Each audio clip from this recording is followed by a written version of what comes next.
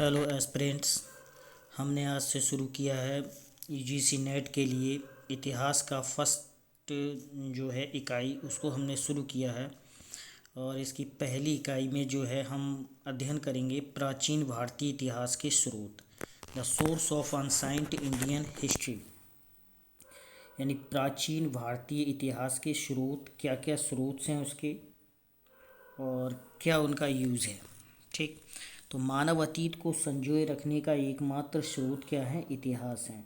अतीत अर्थात कोई घटना जो पहले घटित हुई हो, तो उसके लिए जानने का एकमात्र स्रोत क्या है? हमारा इतिहास ही है। प्राचीन भारत का इतिहास मानव सभ्यता के उस काल की जानकारी देता है जब मानव अपने विकास की आरंभिक अवस्था में था। अर्थात हमें ऐसे इतिहास की जानकारी मिलती है जहाँ पर मानव अपने प्रारंभिक चरण में ही था। वर्तमान मानव का स्वरूप क्रमिक विकास का परिणाम है, जैसा कि राजतरंगिणी में लेखक कलहड़ ने लिखा है। सलाध्या सा एव गुणवान राग द्वेष बहिष्कृता भूतार्थ कथने यश स्थेय सेव सरस्वती। अर्थात प्राचीन वृत्तांतों यानी कि इतिहास के निरूपण में वही इतिहासकार प्रशंसनीय और निष्पक्ष माना जा सकता है जिसकी दृष्टि न्यायाधीश की भांति राग एवं द्वेष से मुक्त हो। अर्थात जो बिल्कुल कहीं उसका अपना भी है, अपने भाव भी हैं, वह उस इतिहास लिखने के दौरान वह उसे व्यक्त नहीं करता, अथवा वह पक्ष या निष्पक्ष वह पक्ष या विपक्ष को ध्यान में नहीं रखता है और हमेशा निष्पक्ष भाव से लिखता है। ऐसा ही इतिहासकार जो है वह अच्छा माना जाता है। प्राचीन भारतीय इतिहास को 3 भागों में विभाजित किया जाता है। पहला भाग है प्राग ऐतिहासिक काल, दूसरा है आद्य ऐतिहासिक काल, तीसरा है ऐतिहासिक काल। प्रागैतिहासिक काल का कोई लिखित साक्ष्य हमारे पास उपलब्ध नहीं है, वरन केवल पुरातात्विक साक्ष्य उपलब्ध हैं।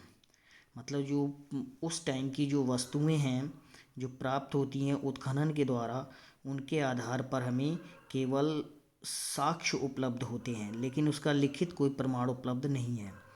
आद्य इतिहास उस काल को कहा जाता है जिसका लिखित साक्ष्य तो है किंतु उसे पढ़ा नहीं जा सकता, जैसे कि हड़प्पा सभ्यता और वैदिक संस्कृति।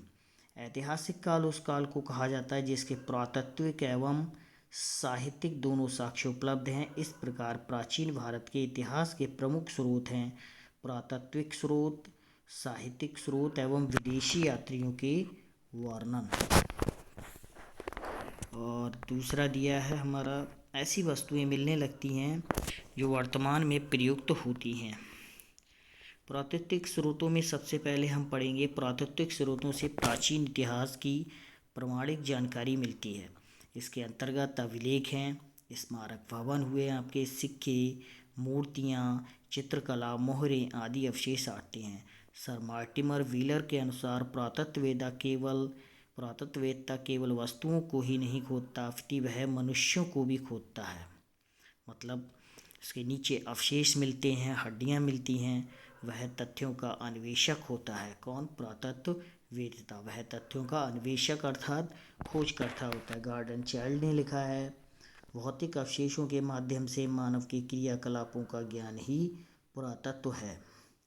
बीवी लाल जी लिखते हैं कि पुरातत्व विज्ञान की वह शाखा है जो अतीत की मानव संस्कृतियों को व्याख्यायित करती है। पुरातात्विक सामग्री प्राप्त करने के लिए पुरातात्विक स्थलों का अन्वेषण यानी खोज सर्वप्रथम करनी पड़ती है। इसके पश्चात उस स्थल का उत्खनन अर्थात खुदाई होती है और वहाँ से जो भी वस्तुएं हैं, जो सामग्री प्राप्त होती है, उनका अध्ययन किया जाता है अर्थात स्टडी की जाती है। उससे हमारी प्राचीन संस्कृति के बारे में पता चलता है। पुरातत्व के स्थलों के बाद हम पढ़ते हैं अन्वेषण अर्थात खोज। सर्वप्रथम पुरातात्विक स्थलों की पहचान यानी खोज, जिसे कि एक्सप्लोरेशन या अन्वेषण भी कहते हैं, वो किया जाता है जब किसी स्थल की ऊपरी सतह से ही थोड़ी खुदाई पर ऐसी वस्तुएं मिलने लगती हैं जो वर्तमान में प्रयुक्त नहीं होती, तब उस स्थल की पहचान एक पुरातात्विक स्थल के रूप में की जाती है। इसके पश्चात उस पुरातात्विक स्थल की गहरी खुदाई करके प्राचीन संस्कृतियों को उद्घाटित किया जाता है। यथा हड़प्पा से प्राप्त प्राचीन ईंटों के आधार पर उसके पुरातात्विक स्थल होने की पहचान की गई है। ये हड़प्पा में जो ईंटें प्राप्त हुई हैं उससे हमें पता चलता है कि वह एक पुरातात्विक स्थल है। उत्खनन नंबर 3, खुदाई। एक बार पुरातात्विक स्थल की खोज कर लेने के बाद उसकी खुदाई यानी उत्खनन एक्सकेवेशन की प्रक्रिया आरंभ की जाती है। उत्खनन 2 प्रकार का होता है, लंबवत अर्थात कि वर्टिकल और क्षैतिज हॉरिजॉन्टल। वर्टिकल उत्खनन द्वारा किसी पुरातात्विक स्थल की विभिन्न प्राचीन संस्कृतियों के बारे में पता चलता है। सबसे ऊपरी सतह से प्राप्त अवशेष सबसे नवीन संस्कृति के बारे में बताते हैं तथा सबसे निचली सतह से प्राप्त अवशेष उस स्थल की सबसे प्राचीन संस्कृति के द्योतक होते हैं। खुदाई की ये विधि स्त्रीकरण अर्थात कि स्ट्रैटिफिकेशन भी कहलाती है।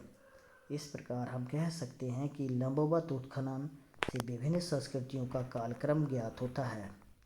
क्षैतिज उत्खनन द्वारा किसी निश्चित स्तर पर विस्तार से खुदाई करके एक निश्चित संस्कृति के बारे में विस्तृत जानकारी हासिल की जाती है। यानी जब किसी संस्कृति का व्यापक अध्ययन करना हो तो उसके लिए क्षैतिज उत्खनन की विधि प्रयुक्त की जाती है।